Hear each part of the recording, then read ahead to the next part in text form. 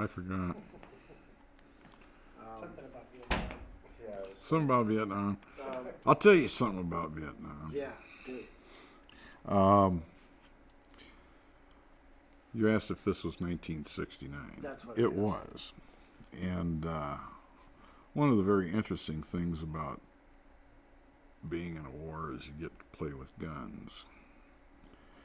And New Year's came up, 1969. And us facts, we flew around, we didn't shoot guns a lot. We had access to them. As a matter of fact, we had a ton of them. But so what we did was we went through the pile of all the ammunition that we had, and we filled every clip we could find with tracer rounds. And then, the word was out from the commander of the 1st Infantry Division, who we were tenants. He didn't want to have any gunfire going off around his base at New Year's Eve at midnight. And so we're going, we probably had about 500 rounds loaded up, and most of it was the AK-47 tracer rounds, green. So they were really pretty, and they went nicely with the M16 tracer round, which was red. So it was a very Christmassy kind of a thing, we thought. And you got to remember, all of us were about 24. I was 24 then. And some old guy thinking we shouldn't shoot doesn't really make any sense. So at any rate, we were talking, we got to talking to the boss. Can't we shoot? It's midnight, and you're outside, and, the guys, there are people shooting all around, but not in the area where we were. He goes, what the hell? So he pulled out his 38 and goes, bang, and then he walked away. That was what we needed. We fired off every bullet we had, and it made just a nice big pile of brass out in our driveway. And, of course, the next day the MPs came by. I don't know who was doing all the shooting over here. Wasn't us. What's that? I don't know. I fly airplanes. That was, you got to remember the mindset of things like that. But that was, gave a little cheer to the introduction of 1970. Made it interesting. Oh, so you were short, so you could do anything you wanted. No, as a matter of fact, I still had, 8-10 months left, but How long was your tour there? a year. Oh, I got there in November of 69 and left in November of 70. so you were short. You didn't know any better. I didn't know. you I were- was you long. were I was new. long. I You didn't were know new, any you better. didn't. You got to remember, when you're short, your only thing they can see of you is the top of your hat and the toes sticking out under the bill. That's how short you want to be. You're a bad target when you're short too. Tough target. So when the tape ran out, you were still,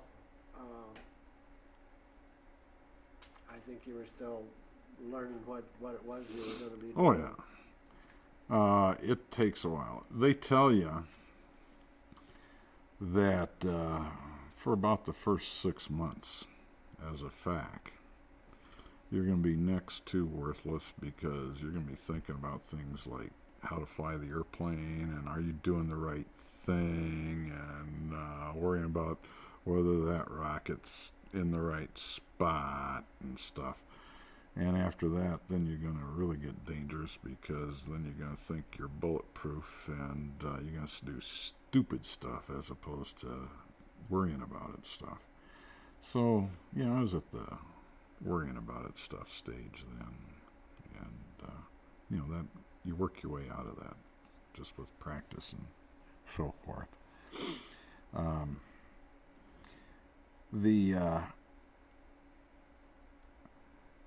I guess the thing about being a FAC is it was probably the most unique job. Well, I think it was the most unique job in the Air Force. You had pretty much control of a situation that involved a lot of people's potential future. And, you worry about that until you learn how. But after you've got the feel for it, after you know what you're doing, after you're effective, you're doing this and you can really feel, or how what you're doing is working. And it's, it gets to be, I think about, about a lot because, did you like Vietnam?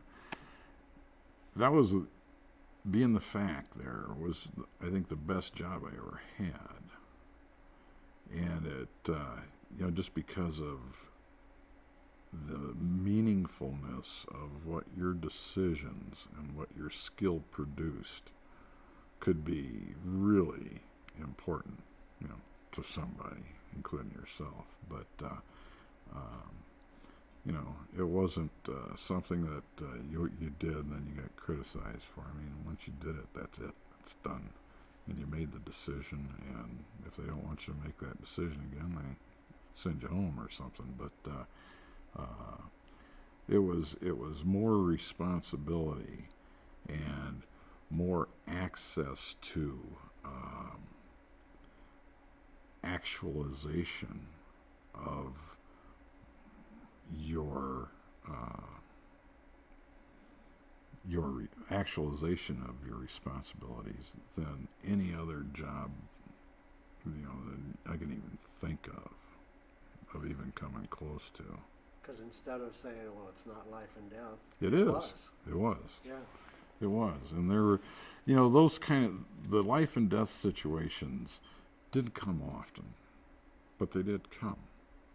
And when you've got guys that are getting shot at, and you can tell instantly when they're getting shot at because they're, you're listening to them on the radio and their voice is up an octave or 10, and they're talking real fast, and you got to remember the guy on the ground.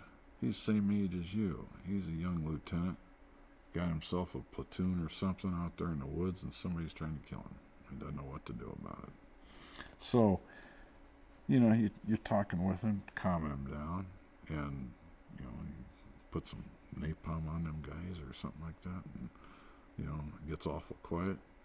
All of a sudden, he's empowered. He knows what's going on, and they go home. They all come over, the next day or something when they come in out of the woods, and thank you, appreciate that. Or you get a guy that gets hurt, and you're covering a dust off. They bring him in, and the guys are shooting at the dust off. You shoot at the guys. Bad guys crawl in a hole and hide for a while until you get your guy out of there. It's it's a good feeling. About half of what you did over there was, total boredom, and about half was something fairly significant. When was the first time you got into something that was significant, or do you even remember? Most of you got to remember, I'm flying about 1,500 feet above the ground, generally. I'm going about 150 miles an hour, generally. And I'm in an enclosed cockpit with two really noisy engines right here. So I only heard gunfire once in the whole year I was there. And I saw it about 5 times. But most of the time, the only way you're getting shot at is because the guy on the ground is telling you. He says, man, they're all standing up shooting at you and you go by. Oh, okay. Let's see if we can put an end to that. The first time I got into any gunfight type of deal was probably in January of 70. Because other than that, all I knew I was doing was blowing up trees. But in this case, the guys were, it was a TIC, Troops in Contact, and this was down south of Longthon and north of Vung Tau, and there's a forested area there that used to be the R&R holdover spot for all the VCs and NVAs down that neck of the woods. And the guys walked into them, they were in a fight, and we blew up the woods all around the bad guys and chased them off, and that's where yeah, they're shooting at you.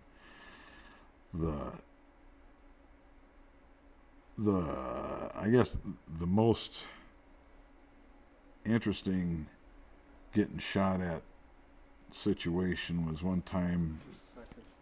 I'm hearing voices. Yeah. There's a Carol out there in the hall, way too loud. Carol and Bill. They were turning on TV in here. You sure you're not just hearing them in your head? 'Cause, you know, It's Iker. oh man, he should know better. He did stuff. Hey, do you remember that time? Has it gone away since I stopped you? Well, no, you're talking about the first time again. Well, you were Right. about to launch into A-Time. A But, time. Yeah. Oh, yes, another time. This was a different outfit. I was with the 25th at this time, and we were in Cambodia, and a company-sized unit had gotten surrounded. And, they stopped. So we bombed the woods going on one side of them, and then I was to their front. Was getting ready to put in the hard stuff, the hard bombs. And as I rolled in, about 6 guys on the ground started shooting at me. I mean, you could just see it. I just go, damn. I just shot a rocket right back at him, and the lead fighter was coming down the pike already. The rocket hit, smoke, boom. And that put an end to it. So, we vaporized those guys. That's why they didn't get in too many gunfights with the facts. They usually kind of tried to hide and shoot behind you after you went by. Because if I saw them, I killed them. That was all there was to it. It was one of those things where you really, in that particular kind of situation where they're shooting at you and you know it, if I can see them, they haven't got a chance. And they when you're on the ground, you think your weapon's a lot more powerful than it is. Unless you got something like a 37 millimeter anti-aircraft gun kind of thing, in which case I go away. and the B-52 flies over from way high. But now, a guy with a rifle or with the AK-47, he thinks he's pretty invincible. And he's chased everybody out of the woods and stuff like that. And he sees the fact and thinks he can chase him. And it doesn't work that way. So those kind of situations popped up every now and then, and they were very invigorating. And they always turned out bad for the guy that pulled it. Well, what are the specifics of that? When you say, if I saw him, I killed him. I mean, actually, were you actually shooting? Were you guiding Sometimes people in? sometimes I shot, but if we were putting in an airstrike, then I'd have whoever was carrying the bombs drop the bomb on the guy that was trying to shoot me. That's a very effective way of stopping that. I had okay, you ready for your first horror story? All right. Once again, with the 25th in Cambodia, when the guys were moving through there's like a batch of woods and then a batch of grass and then a batch of woods, and they were going from one to the other. And he says, would you prep that woods for us? Okay, got nothing better to do. So, we dropped some bombs in the woods and everything. And a week later, came back to Tay Ninh, and the lieutenant in charge of that thing brought me a bag, He says, "Hey, where's issue 1, 2?" I don't know. And so he says, "Here, this is for you." And I look, and he handed me a bag that had a pair of boots in it with feet in the boots. He says, "Remember when you prepped that woods over there the other day?" "Oh, yeah." "Was that you?" "Yeah." He says, "This is what you get." I'm like, oh, God.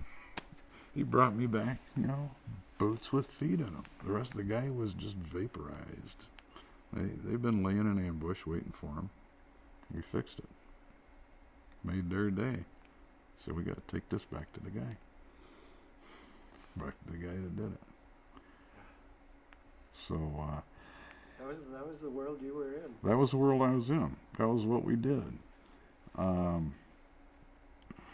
We had,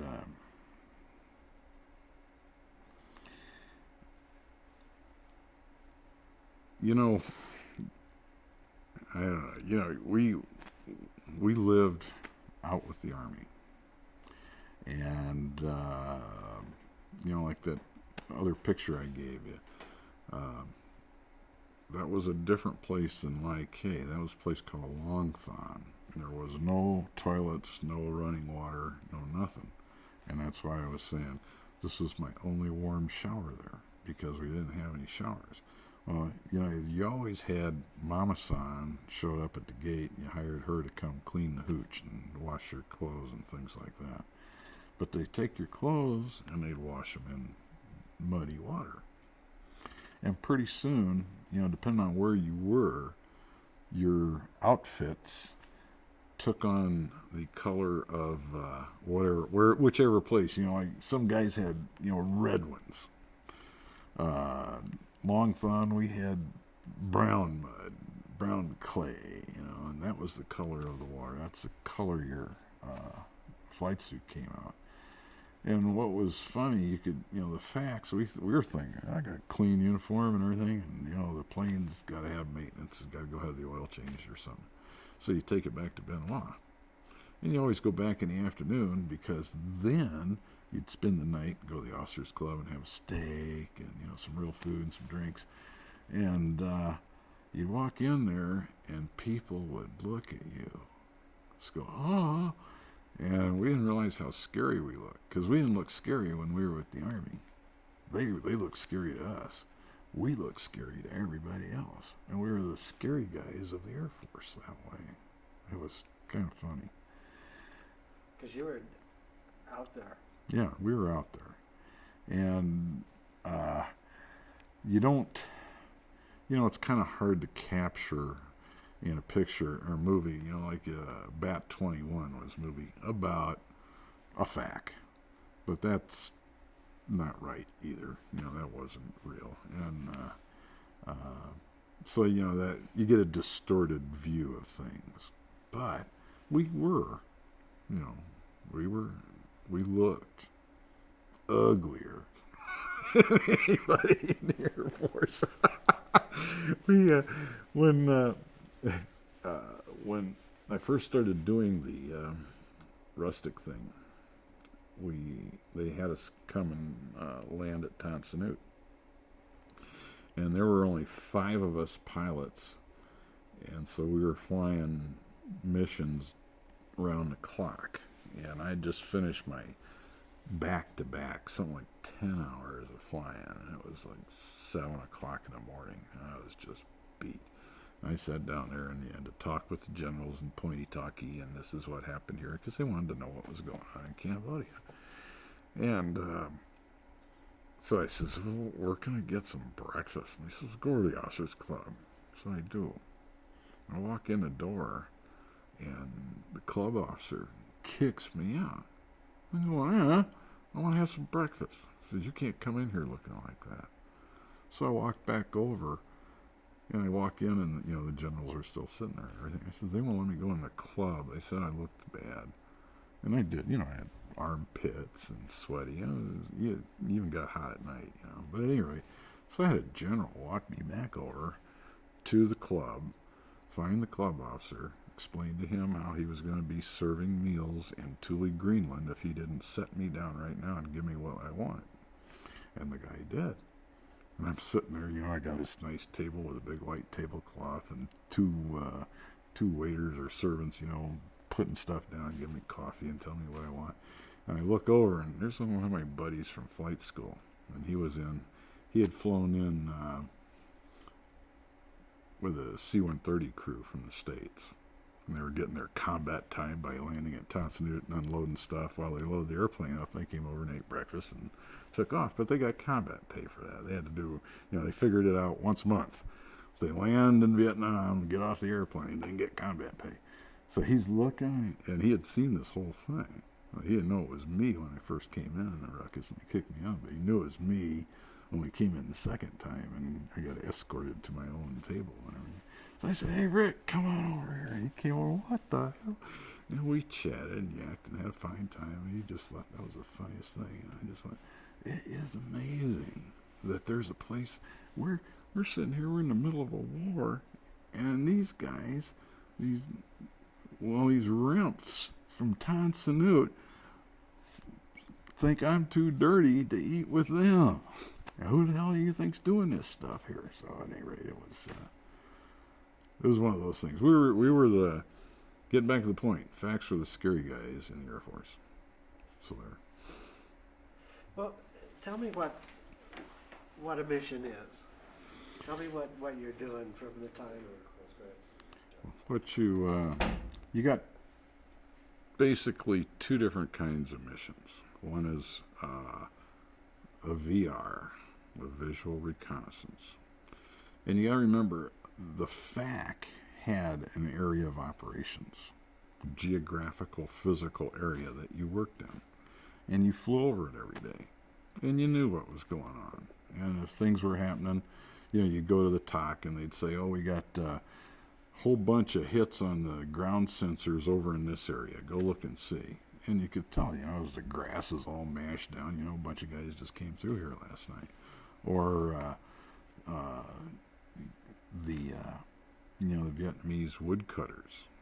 They'd go out and they'd cut the lumber for bunkers and things like that. And you'd see where they got the ox trails going out, but they're not coming back with logs. You know, you just think a little bit, say, "Oh, right in there's something going on." And you think about it when you got time. If you got nothing better going on, drop a bomb in there and see what's happening. But you knew your area of operations, your AO.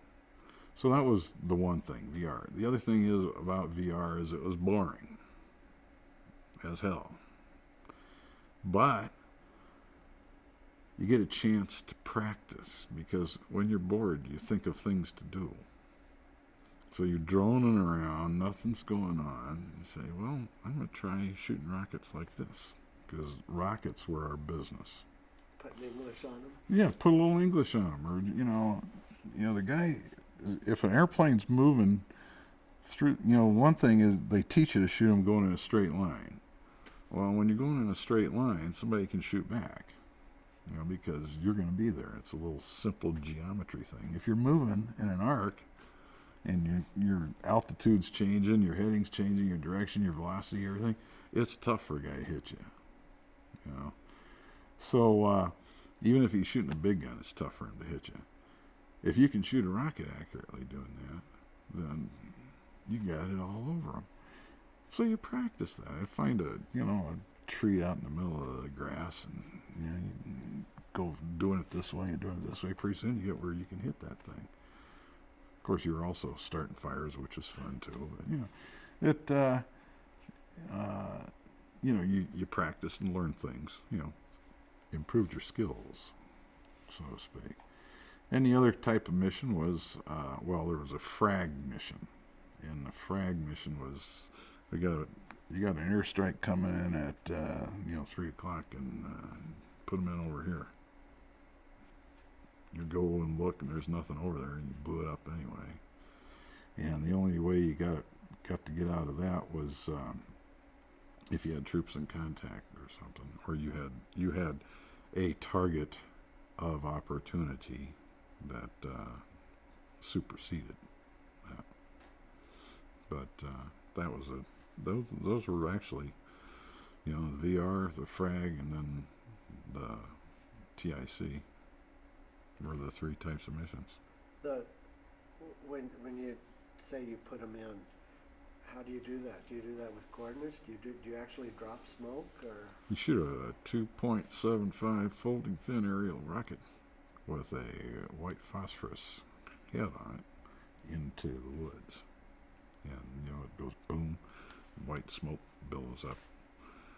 And tell them to drop the bomb on the smoke.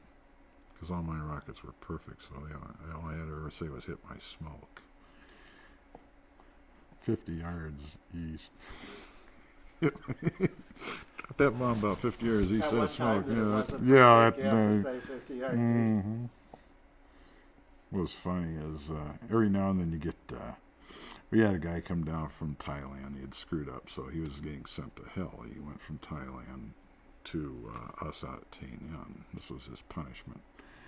And so he was what we call a trail fac on the Ho Chi Minh Trail. But they operated at 10,000 feet. And he was very uncomfortable operating at 1,500 feet, which is where we started. You know, when we got done, you're down there pretty low. But I had a guy come in and drop a napalm, and the grenades on it didn't go off, so it was a dud. So I flew in and I fired a rocket in there, and all of a sudden, boom, woods blow up. And he goes, damn. I says, yeah. He says, I didn't even see it down there. I says, you didn't see it? Oh, I just hit it with the rock. He thought, you know, he wasn't thinking. He thought that the napalm bomb hit the ground and didn't break apart. See, I knew I had about 100 yards of gas in the trees and bushes and stuff like that. All I had to do was hit somewhere close and it would set it on fire. And he thought I hit the can, and boy, he was telling everybody how I hit the napalm can. I'll let you believe that if you want to. Yeah. Dumbass. Anyway, see, there were different kind of facts. I was an in-country fac and then Cambodian fac. The trail facts were different. Those guys, you know, they were up against a different kind of ground threat. You know, they had big guns they had to work against, and so they had to fly higher. But they never saw any of the stuff that was going on, whereas we could see quite a bit of what was going on, but not all of what was going on. And what's it like at night? It's beautiful. At night, we always flew with two guys. And in country, we flew with the guy in the back had a starlight scope. And we just drone along. And, you know, he'd be looking down in the darkness and, you know, somebody had a campfire going. Like this happened one night. I was flying along and old Joe was in the back seat. And he goes, oh, look at that. There's a campfire down there. And there were some guys, bad guys, that come across from Cambodia. And they had a little camp. They're sitting around having, you know, cooking their rice or whatever at the campfire. 6 of them down there. And he sat there and looked at him, and I'm sitting there and looking out trying to figure out where the hell we are. And Song Bay River's coming along here, so I go, okay, I think I know which, you know, I'm looking at my map. So what I did is I got a hold of Artie. Hey, Redleggers, you want to wake up? Yeah. Says, I think I might have a fire mission for you. No kidding. Hey. So, you know, I had him fire off a Willie Pete airburst up here at this bend in the river. And when it went off, then I knew where I was. So I gave him the coordinates, and I says, why don't you give me 3 tubes fire for effect? So they're going to shoot 2 rounds out of 3 tubes. And so 6 artillery shells landed on this spot within about, 15 seconds. It ruined their whole day. But that's what we did at night. Cambodia was a little bit different because it was a constant running war.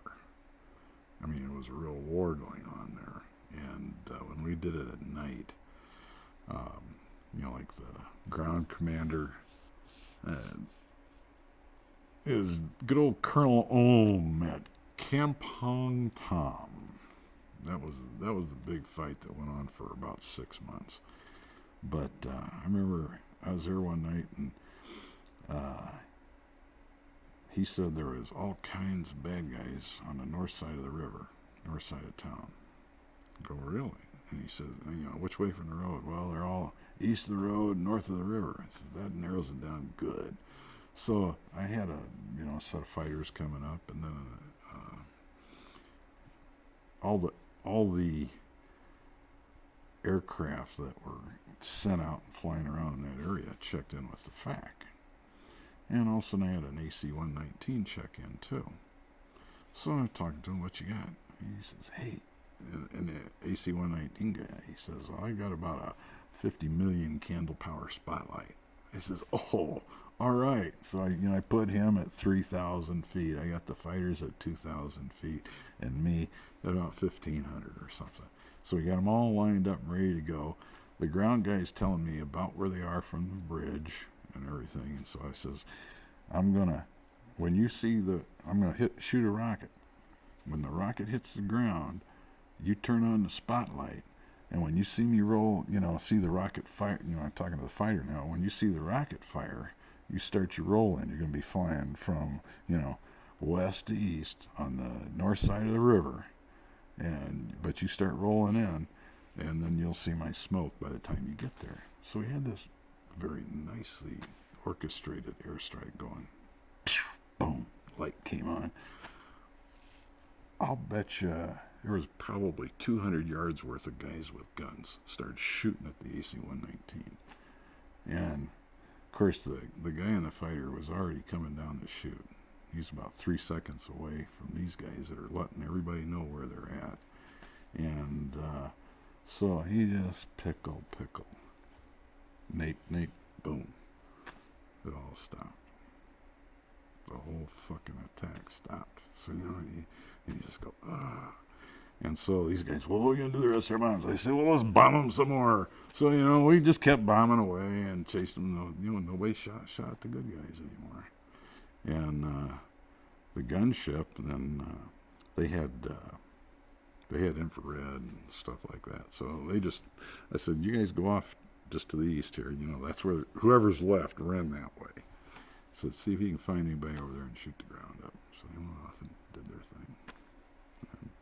And, night was good. I changed tapes.